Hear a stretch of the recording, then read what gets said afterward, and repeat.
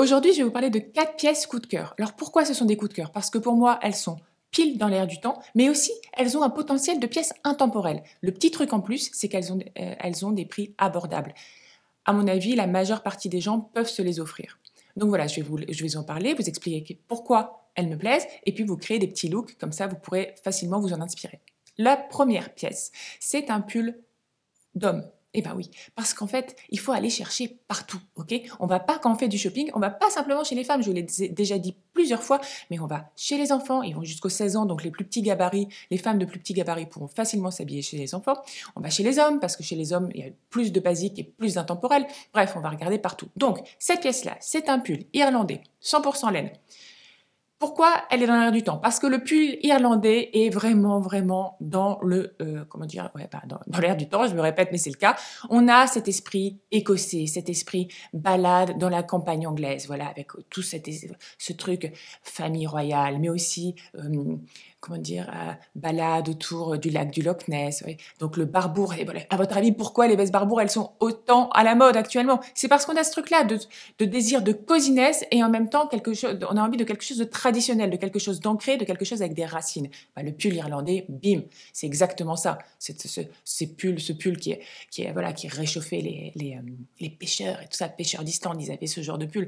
Enfin, je pense. Bref, donc ce pull irlandais, donc pile dans l'air du temps, mais il a ce petit truc en plus qui fait que c'est un coup de cœur, il est rose. Ouais, c'est pas commun d'avoir un pull irlandais rose. On peut en avoir des bleus marines, des gris, des blancs. Rose, c'est pas commun. Or, c'est vraiment sympa d'avoir cette tonalité-là. Pourquoi? Parce qu'elle va aller parfaitement avec le bordeaux, qui est l'une des hit couleurs de la saison, mais aussi avec le gris, qui est aussi l'une des couleurs phares de la saison.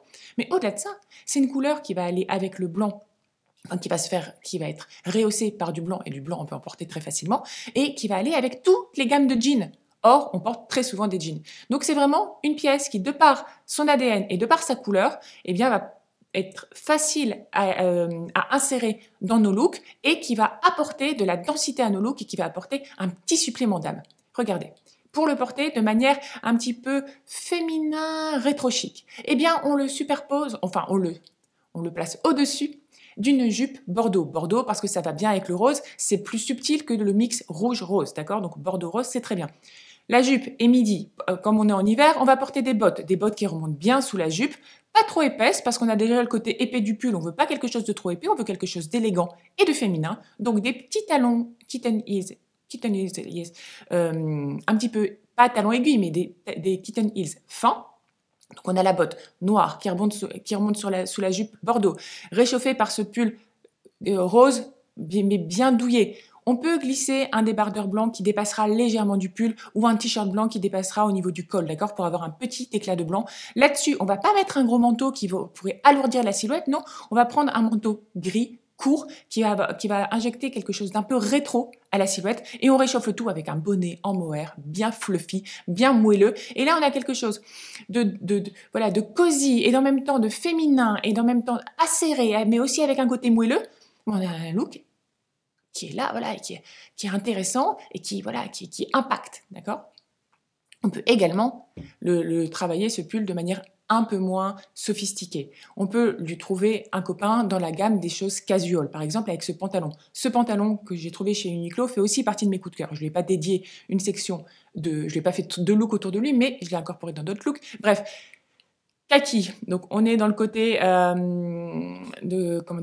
pragmatique, utilitaire. Il a cette forme barrel hyper présente cette saison. Donc on le mixe avec le pull. Donc on a un ensemble casual, mais qui n'est pas no look de par la présence de deux couleurs, rose et kaki. Il se passe déjà quelque chose à ce niveau-là. On aère avec une touche de blanc.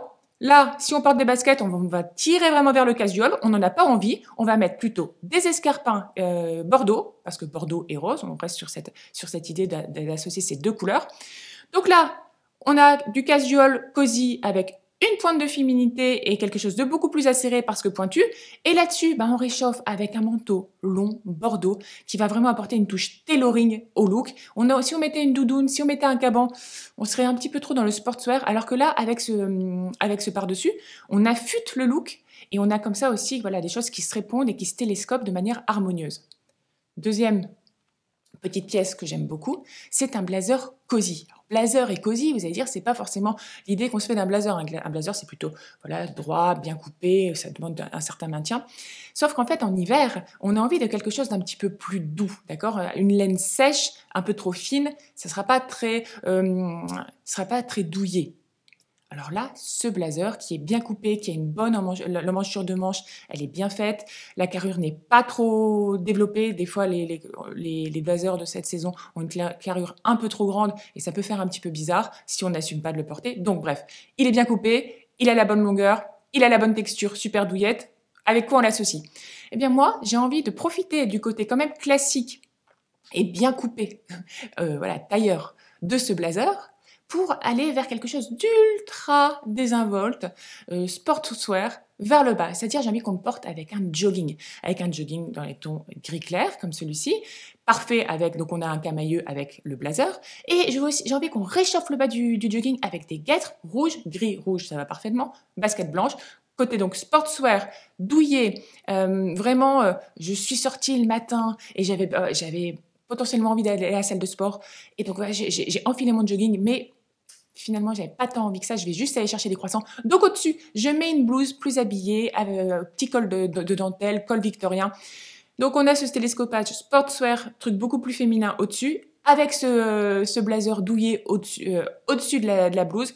Encore télescopage de style, ça se répond. On peut finaliser avec une énorme écharpe rouge s'il fait froid le matin. Et là, vous avez un look super cosy. Cosy, vous allez dire que je me répète, mais c'est quand même l'idée. Douillet, désinvolte, mais pas trop. Nonchalant, mais un peu habillé quand même. Donc allez-y, franchement, ça c'est vraiment le genre de look. Pour le week-end ou pour aller bosser si vous n'êtes pas dans un boulot où c'est trop formel.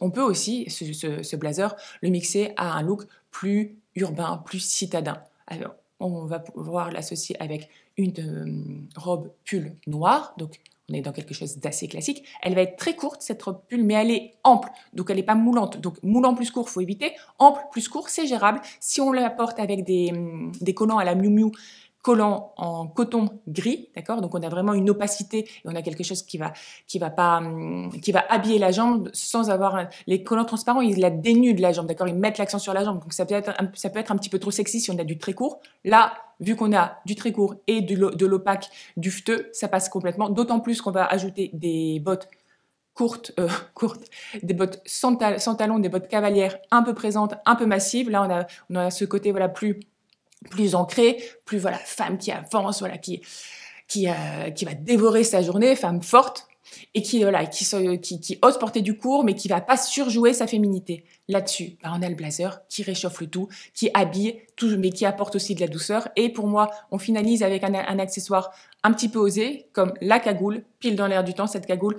On la prend, surtout les cagoules, ne les prenez pas moulantes. Non, on les prend assez amples pour qu'on puisse les poser sur la tête et qu'elles puissent glisser un petit peu et qu'on puisse voir le début des cheveux. C'est ça qui est vraiment joli. Et donc là, vous avez un camailleux de gris et de noir, de texture. Et bien là, vous êtes parfaite en fait. Parfaite. Ensuite, autre petite pièce que j'aime beaucoup, c'est ce gilet beurre frais. J'adore cette couleur. Et ça tombe bien, elle est pile je vous le donne en mille, dans l'air du temps.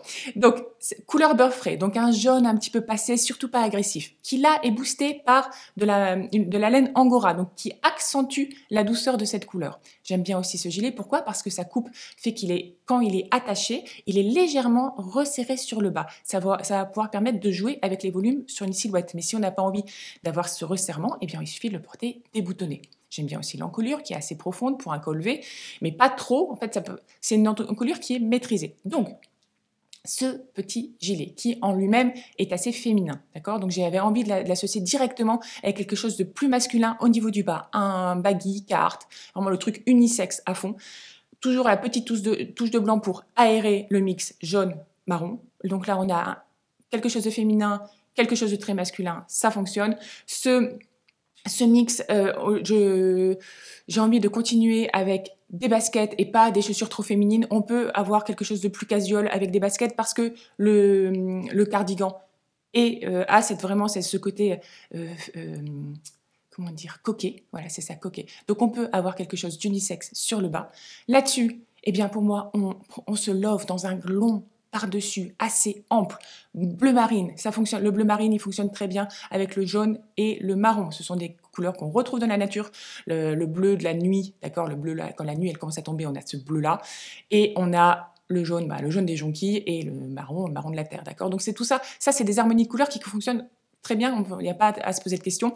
Donc on se love dans ce manteau, on le noue comme ça, voilà.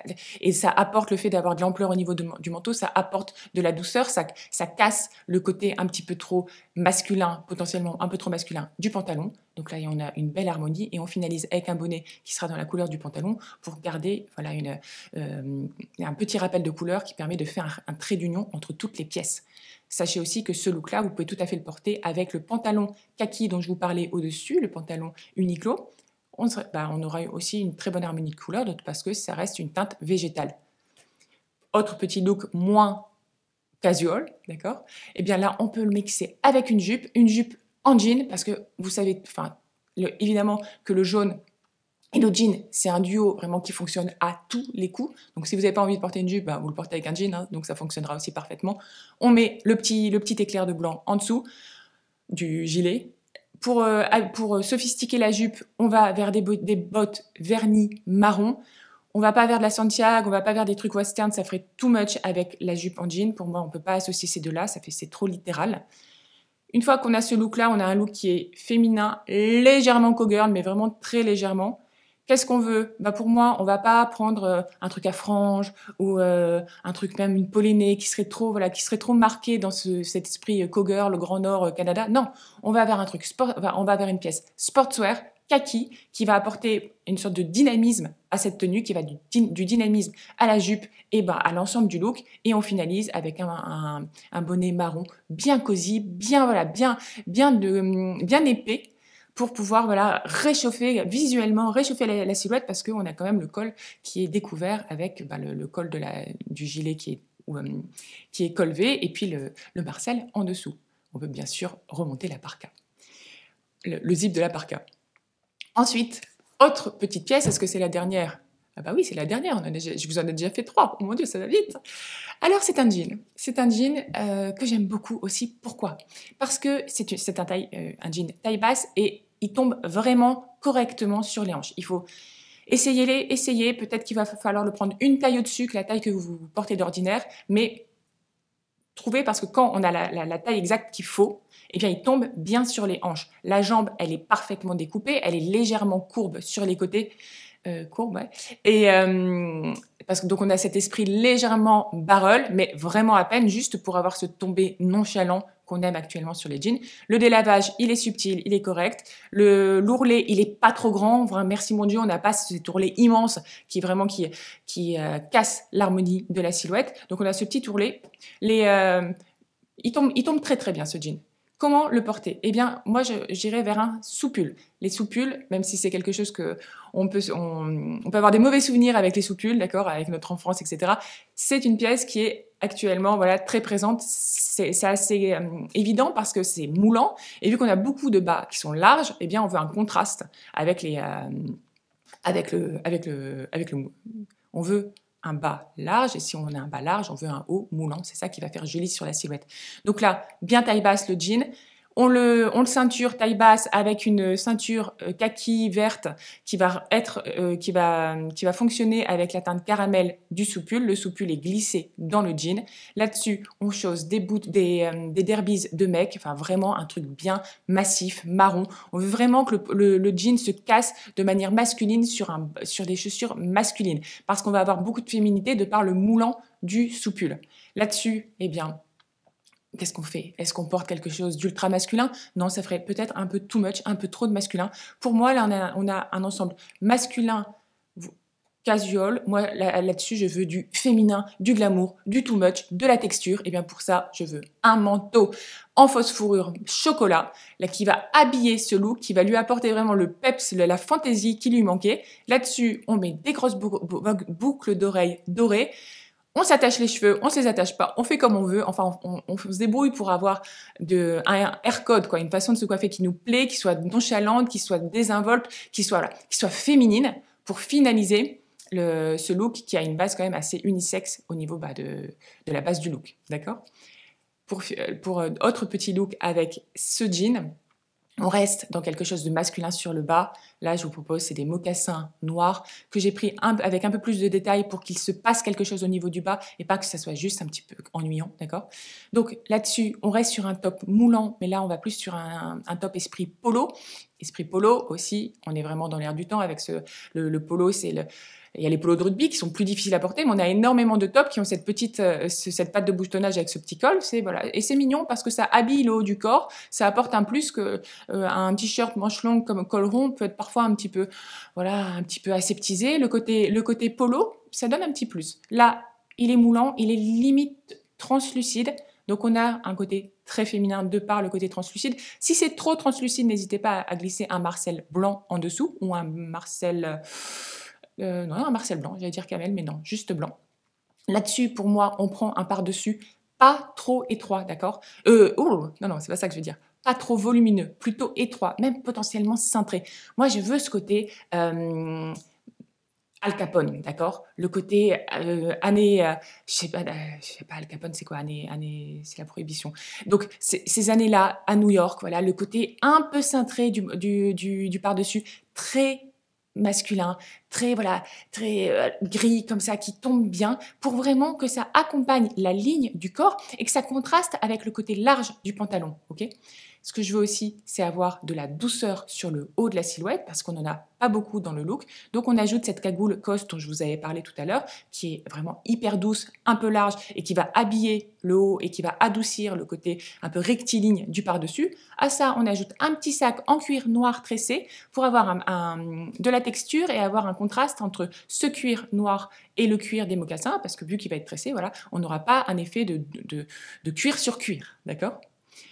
Donc voilà pour les petites pièces que j'ai trouvées sympathiques, qui sont, je vous dis, à des prix abordables et qui permettent de jouer avec la mode, qui permettent de jouer avec les vibrations fashion qu'il y a actuellement dans l'air du temps. Et voilà. Alors après, sachez un truc, c'est que toutes les pièces dont je vous ai parlé, eh bien, la plupart, vous les avez peut-être dans votre garde-robe, dans votre vestiaire. Alors, n'achetez pas des choses que vous avez déjà. Et c'est aussi possible que vous avez des choses qui ressemblent, qui s'en approchent, qui ont la bonne couleur, pas forcément, c'est pas forcément un pantalon, c'est une jupe, mais elle a la bonne couleur.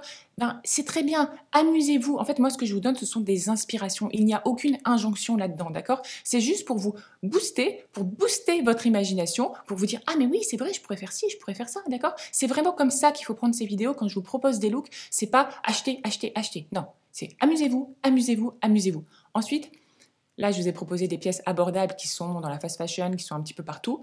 Et pensez aussi à la seconde main. Il y a plein de boutiques de seconde main, que ce soit les friperies, sur Internet, en physique, enfin ce que vous voulez, que ce soit chez Emmaüs, enfin bref, il y a vraiment beaucoup d'endroits où vous pouvez trouver des vêtements qui ont déjà servi. Allez-y, c'est beaucoup moins cher que de les acheter neufs. Et en plus, ça permet d'avoir, quand vous trouvez une petite pépite, eh bien, ça va vraiment booster votre look. Il y a un côté chasse au trésor qui est vraiment sympa. Et ça permet de consommer la mode de manière un petit peu différente. Voilà. Si vous avez aimé cette vidéo, n'hésitez pas à la liker. Si vous l'avez adorée, n'hésitez pas à vous abonner. Enfin, nous, ça nous permet de continuer à évoluer. Ça vous permet de ne rater aucune des vidéos. Voilà, je vous embrasse. Ciao!